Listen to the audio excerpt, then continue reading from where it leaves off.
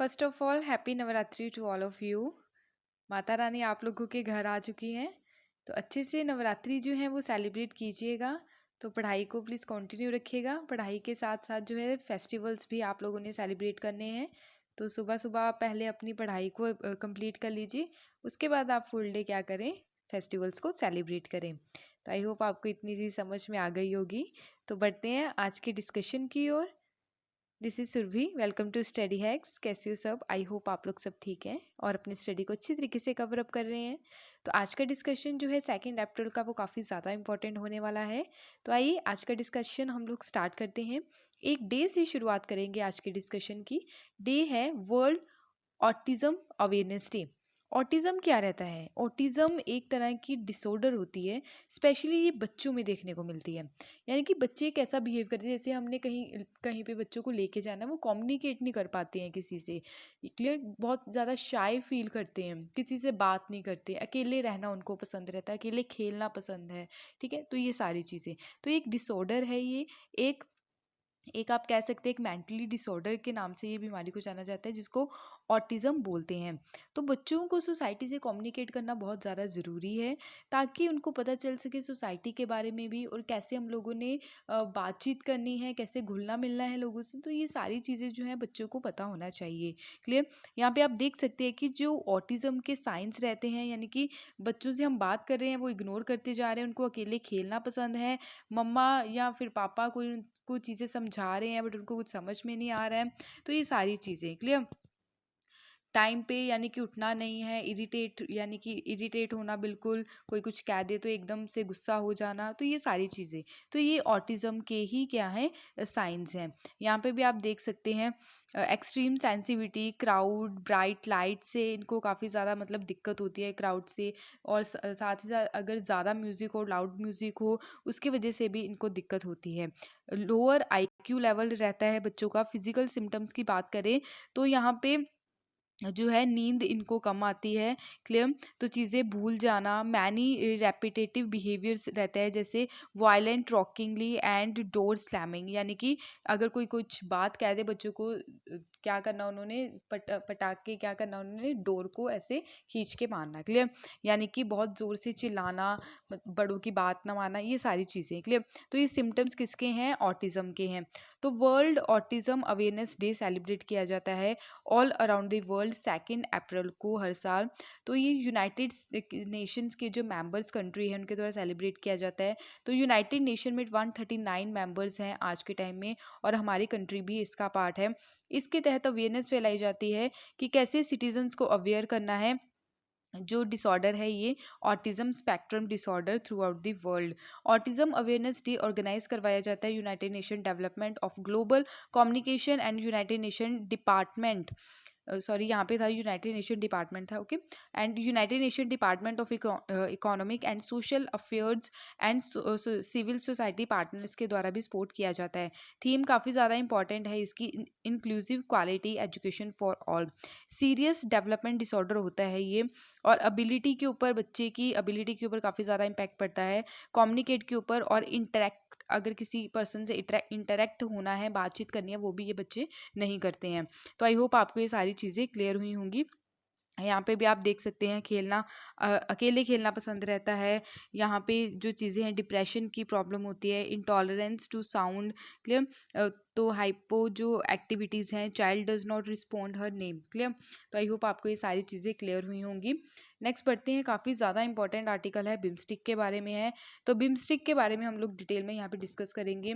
बिम्स्टिक summit अभी हाल ही में देखने को मिली, तो ये 5th समिट थी, और 25 ईयर्स यहाँ पे सेलिब्रेट किए गए हैं बिम्स्टिक के। क्लियर। तो यहाँ पे 25 ईयर्स टोटल सेलिब्रेट किए गए हैं, और ये क्या है, एक 5th समिट है। क्लियर। तो यहाँ पे रिसेंटली ही Bay of Bengal Initiative for Multi Sectoral Technical and Corporation Economic Corporation, यानी कि बिम्स्टिक की ये फुल फॉर्म है, ये आप लोगों को याद रखनी है। तो यहाँ पे 5th समिट हुई, कहाँ पे, श्रीलंका, कोलंबो में। तो ये 5th समिट जो है श्रीलंका के द्वारा होस्ट की गई। कुछ की पॉइंट्स है यहाँ पे आप देख सकते हैं। इस स्लाइड में आप देखें यहाँ पे कुछ की पॉइंट्स हैं कि जो यहाँ पे बिम्स्टेक चार्टर साइन किया गया इस समिट के तहत, जो है जो आउटकम्स निकल के आए, मेन आउटकम्स यहाँ से निकल के आया बिम्स्टेक चार्टर के द्वारा। इस चार्टर के अंडर मेंबर्स जो हैं यहाँ पे क्या करते हैं, एवरी ईयर यानी कि एवरी 2 ईयर्स बाद यहाँ पे मीटिंग होती है। और इस चार्टर के साथ साथ बिम्स्टेक जो है इंटरनेशनल पर्सनैलिटी के तौर पर उभर के आया है। और यहाँ पे आप देख सकते हैं बिम्स्टेक का एम्बलम जो है, तो यहाँ पे ट्राई कलर आप देख सकते हैं बिम्स्टेक का एम्बलम।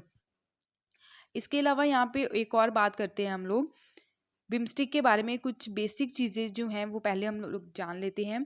बिम्स्टेक की फुल फॉर्म पहले तो आप लोगों ने याद रखनी है, Bay of Bengal Initiative on Multi Sectoral Technical and Economic Corporation है। और नेशंस जो है इसका पार्ट है, 7 नेशन टोटल पार्ट्स हैं इसके। ऐसे याद रख लीजिएगा, बिम्स्टेक में कितने यहाँ पे अल्फ़ाबेट्स हैं, टोटल 7 अल्फ़ाबेट्स हैं, ठीक है। तो ऐसे ही टोटल 7 अल्फ़ाबेट्स हैं और साथ ही इसके क्या है, मेंबर्स हैं। ऐसे आप लोगों को प्रॉब्लम नहीं होगी याद रखने में, क्लियर। इसके अलावा देखिए, जब स्टार्टिंग में बिम्स्टेक को यहाँ पे बनाया गया तो 5 कंट्रीज के द्वारा यहाँ पे बिम्स्टेक को बनाया गया। फिर बाद में 2 जो है साउथ एशियन नेशन यहाँ पे ऐड हुए, तो Bangladesh, Bhutan, Nepal, India, Sri Lanka and Myanmar, Thailand. यहाँ पे जो है टोटल 7 कंट्रीज इसका पार्ट है। यहाँ पे भी आप देख सकते हैं इस मैप में भी। फाउंड इसको किया गया था 1997 में बैंकॉक डेक्लेरेशन के थ्रू किया गया था। आज के टाइम में 22 पॉपुलेशन जो है यहाँ पे सर्व करती है, यानी कि जितनी भी कंट्रीज़ हैं। तो इसका जो आंकड़ा है वो अभी बढ़ चुका है, तो पुराना है, क्लियर। जीडीपी की अगर बात करें 2.7 ट्रिलियन इसकी कंबाइंड जीडीपी है, तो ये भी बढ़ चुकी है आज के टाइम में।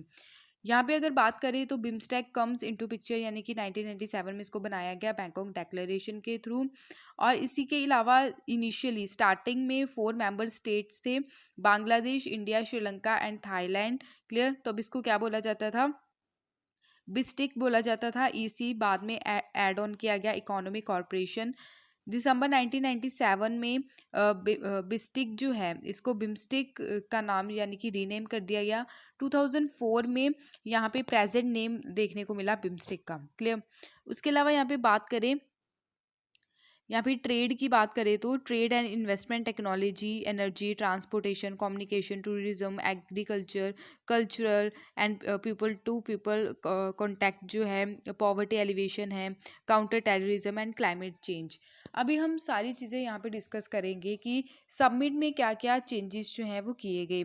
सबमिट में हर एक कंट्री को अलग अलग टास्क दिया गया, यानी कि 7 की 7 कंट्रीज जो हैं अलग अलग यहाँ पे उनको टास्क प्रोवाइड करवाएगी कि फोकस किस टास्क पे करना है। तो बांग्लादेश जो है उसको ट्रेड, इन्वेस्टमेंट, डेवलपमेंट का काम दिया गया कि इस पे फोकस करके चलना है। भूटान की अगर बात करें, इन्वायरमेंट एंड क्लाइमेट चेंज। अपनी कंट्री की बात करें यानी कि इंडिया, सिक्योरिटी एंड काउंटर करना है टेररिज्म को। तो ये आप लोगों के लिए मैचिंग के लिए भी पूछा जा सकता है एग्जाम में। म्यांमार की बात करें, एग्रीकल्चर एंड फूड सिक्योरिटी के ऊपर फोकस देने की बात की गई है। नेपाल जो है people to people contact and सब सेक्टर्स की बात करें, कल्चर, टूरिज्म एंड यहाँ पे थिंक टैंक, मीडिया एक्सेट्रा के बारे में यहाँ पे बात की गई है। Sri Lanka, science, technology and innovation, Sri Lanka को ये टॉपिक जो है यानी कि ये एरिया जो है ये सौंपा गया है। एंड थाईलैंड जो है कनेक्टिविटी पे काम करेगा। तो आई होप आपको इतनी चीज़ क्लियर हुई होगी। यहाँ पे हम बात करते हैं मास्टर प्लान जो है वो भी ट्रांसपोर्ट कनेक्टिविटी को लेके यहाँ पे चला जाएगा, यानी कि रीजनल एंड डोमेस्टिक कनेक्टिविटी को बढ़ाने की बात की गई है। एंड जो मेंबर कंट्रीज़ हैं उनके द्वारा ट्रीटी साइन की गई, mutual legal assistance, criminal matter यानी कि क्रिमिनल जितने भी मैटर्स हैं यहाँ पे म्यूचुअल लीगल असिस्टेंस प्रोवाइड करवाया जाएगा। मेमोरेंडम ऑफ एसोसिएशन की बात करें तो इस्टेब्लिश जो किया जाएगा इसके तहत BIMSTEC technology transfer facility Colombo, Sri Lanka, यानी कि श्रीलंका के द्वारा यहाँ पे जो है टेक्नोलॉजी के ऊपर फोकस देने की बात की गई है। हमारी कंट्री के द्वारा ऑपरेशनल जो बजट है वो यहाँ पे USD 1 million US dollar increase करने की बात की गई है, क्योंकि हम लोगों ने क्या करना है, टेररिज्म काउंटर करके चलना है, यानी कि काउंटर टेररिज्म के ऊपर बात करने की गई है यहाँ पे, और सिक्योरिटी के पर्पज़ पे फोकस देने की बात हुई है। तो आई होप आपको ये सारी चीज़ें क्लियर हुई होंगी जो काफ़ी ज़्यादा इंपॉर्टेंट थी। उसके अलावा यहाँ पे बात करते हैं बिम्स्टेक के बारे में ही जो मैंने आपसे डिटेल में डिस्कस कर ही लिया है कि बेसिक जो पॉइंट्स हैं इसके की फैक्ट्स हैं। तो बिम्स्टिक की आप लोगों ने फुल फॉर्म तो ज़रूर याद रखनी है। तो Bay of Bengal Initiative for Multi Sectoral Technical and Economic Corporation, तो ये काफ़ी ज़्यादा लेंथी आप देख सकते हैं इसकी फुल फॉर्म है, बट अभी राइटर के द्वारा ये सजेस्ट किया गया है कि इसका नाम चेंज करके BOBC रखा जाए। ठीक है, तो ऐसा राइटर्स के द्वारा बोला गया है। BOBC का मतलब क्या है? Bay of Bengal communities. क्या ऐसा होना चाहिए बताइए? अगर होना चाहिए तो क्यों होना चाहिए? तो ये आप कमेंट सेक्शन में ज़रूर बताइएगा कि बिम्स्टेक का नाम चेंज करके एक छोटा सा नाम रख दिया जाए। क्लियर? जैसे कि हो गया सार्क हो गया, ठीक है, जैसे क्वाड हो गया, आसियान हो गया, तो ये सारी। तो रीजनल ऑर्गेनाइजेशन कंप्राइजिंग में यानी कि 7 मेंबर्स आपको देखने को मिलते हैं। क्लियर? 5 है साउथ एशिया से, जिसमें बांग्लादेश, भूटान, नेपाल, इंडिया, श्रीलंका, एंड 2 है साउथ ईस्ट एशिया से, इसमें आ जाएंगे म्यांमार और थाईलैंड। सब रीजनल ऑर्गेनाइजेशन की बात करें तो 6 जून 1997 के थ्रू बैंकॉक डेक्लेरेशन के थ्रू इसको बनाया गया था। 21.7 वर्ल्ड पॉपुलेशन यहाँ पे आपको देखने को मिलती है, और GDP की बात करें तो 3.8 ट्रिलियन। ठीक है, यहाँ पे आप देख सकते हैं कि बढ़ी हुई है। जो मैंने आपको स्लाइड बताई थी इसमें जो है पुराना डाटा था। क्लियर? तो आप कंफ्यूज मत होइएगा, जो काफ़ी ज़्यादा इंपॉर्टेंट चीज़ें हैं। इंस्टीट्यूशनल मैकेनिज्म की अगर हम बात करें तो इसमें 5 इंस्टीट्यूशनल मैकेनिज्म्स रखे गए हैं, जैसे कि बिम्स्टिक समिट हो गया, मिनिस्ट्रियल मीटिंग हो गया, सीनियर ऑफिशियल मीटिंग है, बिम्स्टिक वर्किंग ग्रुप है, business form and economic form. तो आई होप आपको ये सारी चीज़ें क्लियर हुई होंगी। अब हम बात करते हैं एक और ऑर्गेनाइजेशन है सार्क।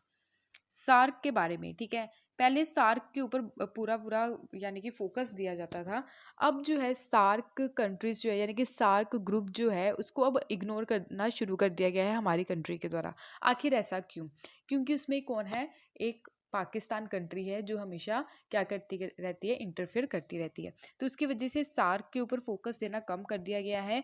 ठीक है, तो यहाँ पे सार्क में अगर कंट्रीज देखें तो इंडिया, पाकिस्तान, नेपाल, भूटान, बांग्लादेश, श्रीलंका, मालदीव है के, पाकिस्तान एंड अफगानिस्तान। बिम्स्टिक के बारे में तो आपको मैंने पहले ही बता दिया है। क्लियर? तो यहाँ पे आप देख सकते हैं कि सार्क जो है 1985 में इसको इस्टेब्लिश किया गया था, यानी कि बिम्स्टेक से पुरानी ये ऑर्गेनाइजेशन है। तो इसमें टोटल 8 कंट्रीज आपको देखने को मिलती हैं। 7 कंट्रीज तो वो हो गई कौन सी? हमारी जो बिम्स्टेक वाली हैं। क्लियर? तो उसमें यहाँ पे जो ऐड की गई हैं 3 और कंट्रीज, यहाँ पे जो कंट्रीज हैं स्पेशली जैसे अफगानिस्तान हो गया, पाकिस्तान हो गया। क्लियर? +3 यहाँ पे जो कंट्रीज हैं ऐड ऑन की गई हैं। क्लियर? तो टोटल आपको यहाँ पे 8 कंट्रीज देखने को मिलती हैं सार्क में। तो इतनी चीज़ आपको क्लियर होनी चाहिए। क्लियर? यानी कि बिम्स्टिक में इंडिया है, बांग्लादेश है, भूटान, नेपाल, श्रीलंका है, और यहाँ पे जो है म्यांमार, थाईलैंड है। क्लियर? तो यहाँ पे म्यांमार, थाईलैंड नहीं है, तो इसकी जगह आपको ये कंट्रीज देखने को मिलेगी अफगानिस्तान, पाकिस्तान और मालदीव। तो ये आप लोगों को याद रखना है। तो टोटल 8 कंट्रीज़ हैं किसमें? सार्क में, और 7 कंट्रीज़ है बिम्स्टिक में। तो प्लीज़ कंफ्यूज मत होइएगा। तो ये स्लाइड इंपॉर्टेंट है। क्लियर? तो याद रखिएगा आप लोग। नेक्स्ट यहाँ पे बात करते हैं सरिस्का टाइगर रिजर्व के बारे में। सरिस्का टाइगर रिजर्व हाल ही में न्यूज़ में क्यों है? क्योंकि यहाँ पे जो है अभी फॉरेस्ट में आग आग लगी है, जिसके कारण यहाँ पे काफ़ी ज़्यादा नुकसान हुआ है। क्लियर? तो 10 स्क्वायर किलोमीटर फॉरेस्ट डिस्पाइट जो है टाइमली सैटेलाइट वार्निंग भी दी गई है real time mobile application based fire response system के थ्रू। क्लियर? तो रिसेंटली यहाँ पे मैसिव फायर ब्रोक हुआ inside the Sariska tiger reserve. Sariska tiger reserve कहाँ पे है? ये राजस्थान में है।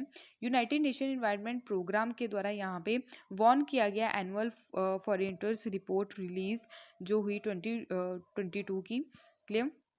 यानी कि वाइल्ड फायर नेचुरल फिनोमिना जो होता है, यानी कि जंगलों में आग लगती है, एक नेचुरल फिनोमिना है, तो एक मैन मेड फिनोमिना है। नेचुरल फिनोमिना की मैं अगर बात करूँ, जैसे कि सूखे हुए पत्ते होते हैं क्लियर जंगलों में, तो उसमें क्या रहता है कि जब बिजली गिरती है उसकी वजह से भी यहाँ पे आग लग जाती है। अगर मैं मैन मेड यहाँ पे कोजेज़ की बात करूँ, तो क्या होता है कि डेवलपमेंट के नाम पे जंगलों को काटा जाता है, तो जंगलों को काटने की बजाय वहाँ पे आग लगा दी जाती है, जैसे अमेजोन फॉरेस्ट में हुआ था। टोटल 381 फॉरेस्ट फायर जो है रिपोर्ट किए गए हैं हमारी कंट्री में 30 मार्च 2022 में, according to the Forest Survey of India के अकॉर्डिंग। अगर बात करें मध्य प्रदेश में सबसे ज़्यादा highest number of fires record किए गए हैं 133 फायर जो है ड्राई ग्रासेस पे होती है, सूखे पत्ते जो रहते हैं उसकी वजह से यहाँ पे जो है फायर की जो प्रक्रिया है ये देखने को मिलती है। अगर बात करें कि कहाँ पे फॉरेस्ट जो है वो गेन हुए हैं, किस एरिया में ज़्यादा फॉरेस्ट जो है वो देखने को मिले हैं और कौन कौन से एरिया में जो है फॉरेस्ट कम हुए हैं, यहाँ पे आप देख सकते हैं। यहाँ पे रेड रेड वाला एरिया, यहाँ पे फॉरेस्ट जो है वो काफ़ी ज़्यादा लॉसेस में गए हैं। यहाँ पे पंजाब वाला एरिया भी है। बाकी अगर ग्रीनरी एरिया आपको जो दिख रहा है तो यहाँ पे जो है फॉरेस्ट जो है गेन हुए हैं। क्लियर। तो जो रेड वाला एरिया है लेस ग्रेटर देन 0 to 0.-0.25 है। क्लियर। तो सबसे ज़्यादा जो गेन हुआ आंध्र प्रदेश में 647, तेलंगाना में 632 है, उड़ीसा में 537 है, कर्नाटका में 155, झारखंड में 110। लॉसेस कहाँ कहाँ पे हुए फॉरेस्ट का? अरुणाचल प्रदेश में, मणिपुर में, नागालैंड, मिजोरम एंड मेघालय में। क्लियर। तो मेघालय में 73 यहाँ पे लॉसेस हुआ फॉरेस्ट का। यहाँ पे हम बात कर लेते हैं सरिस्का टाइगर रिजर्व के बारे में। कहाँ पे लोकेटेड है? अरावली हिल्स पे लोकेटेड है, जो अलावर डिस्ट्रिक्ट राजस्थान से है। सरिस्का जो है इसको डिक्लेयर किया गया as a wild life sanctuary 1955 में, और इसको डिक्लेयर किया गया as a tiger reserve later 1978 में। और ये पार्ट भी था किसका? टाइगर प्रोजेक्ट का। टाइगर प्रोजेक्ट कब हमारी कंट्री में स्टार्ट हुआ? 1973 में। और कहाँ पे स्टार्ट किया गया? ये किया गया गीर जो नेशनल पार्क था। Clear. Sorry, Jim Corbett national park जो उत्तराखंड में, वहाँ पे इसको स्टार्ट किया गया। क्लियर। तो यहाँ पे थोड़ी सी मिस्टेक होगी, एक्सट्रीमली सॉरी। तो रिजर्व जो हाउसेज हैं एंड टेम्पल्स जो हैं, फॉरेस्ट, और यहाँ पे जो पेविलियंस हैं इनका यहाँ पे घर देखने को मिलता है। स्पेशली यहाँ पे ये स्पीसीज पाई जाती हैं। कानवरवड़ी फोर्ट जो है ये अप्रोक्स यहाँ पे अगर देखें तो इसके इस रिजर्व के सेंटर में यहाँ पे सिचुएटेड है।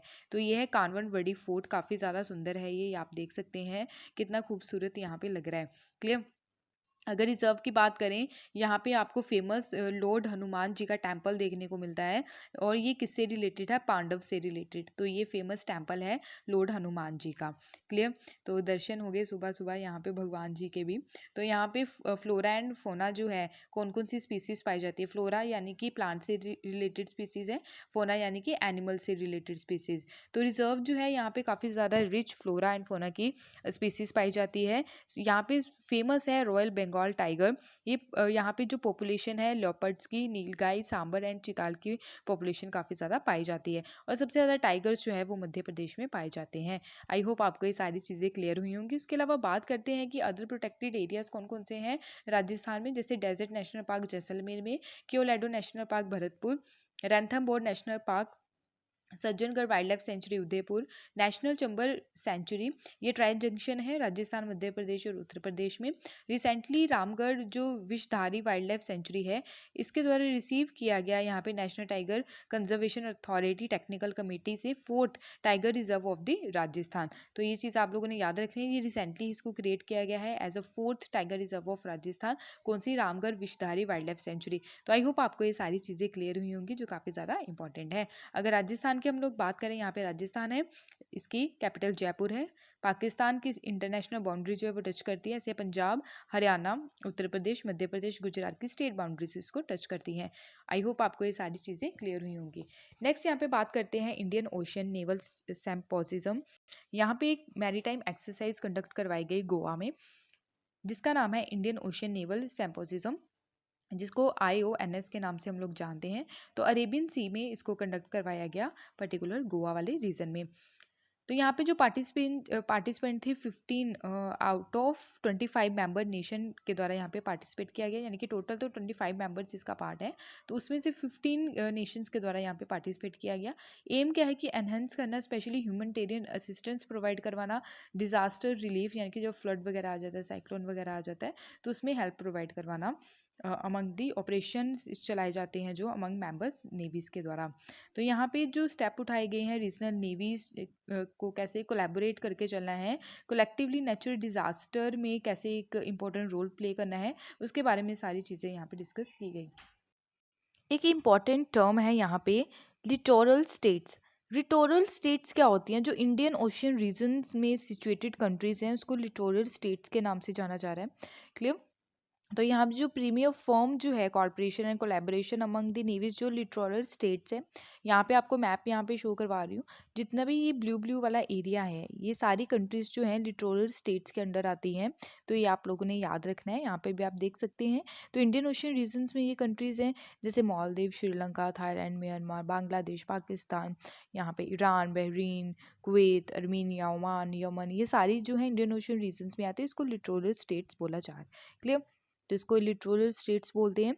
तो यहाँ पे IONS सेमिनार जो इनोग्रेल हुआ था, न्यू दिल्ली में हुआ 2008 में। ये वॉलेंट्री इनिशिएटिव है और इंक्रीज होता है इसके तहत जो है maritime corporation among the navies. Total यहाँ पे 36 लिटोरल स्टेट्स हैं जो इंडियन ओशियन रीजन से पाई जाती है। जोग्राफिकल ग्रुप जो है यहाँ पे 4 सब रीजन्स डिस्ट्रीब्यूट किए गए हैं, जैसे South Asian littoral, Bangladesh, India, Maldives, Pakistan, Celsius, Sri Lanka. अगर वेस्ट एशियन लिटोरल की बात करें तो Bahrain, Iran, Iraq, Kuwait, Oman, Qatar, Saudi Arabia, UAE and Yemen. East African littoral की बात करें तो Comoros, Djibouti, Egypt, Eritrea, France, Kenya, Madagascar, Mauritius, Mozambique, Somalia, South Africa, Sudan and Tanzania. South East Asian and Australian littorals में आ जाता है आपकी countries Australia, Indonesia, Malaysia, Myanmar, Singapore, Thailand and Timor Leste. तो ये सारी countries आपको रटनी नहीं है, बट इतना याद रखना है कि टोटल लिटोरल स्टेट्स जो हैं इंडियन ओशियन में कितनी पाई जाती है, 36 है। और South Asian littoral, West Asian littoral, East African littoral एक आइडिया होना चाहिए, ताकि अगर स्टेटमेंट के फॉर्म में आपसे पूछ लें तो आप बिल्कुल भी घबराएं ना। ओके, तो ये था आज का इंपॉर्टेंट डिस्कशन। तो आई होप आपको ये सारी चीज़ें क्लियर हुई होंगी। PDF आपकी जितनी भी पहले बची थी वो सारी टेलीग्राम पे प्रोवाइड करवा दी है। इसकी PDF भी आपको टेलीग्राम पे मिल जाएगी, तो आप टेलीग्राम ज्वाइन कर सकते हैं। इंस्टाग्राम पे भी आप फॉलो कर सकते हैं। अगर वीडियो पसंद आए तो प्लीज़ लाइक शेयर सब्सक्राइब ज़रूर कीजिएगा। Thank you for watching my video. जय हिंद।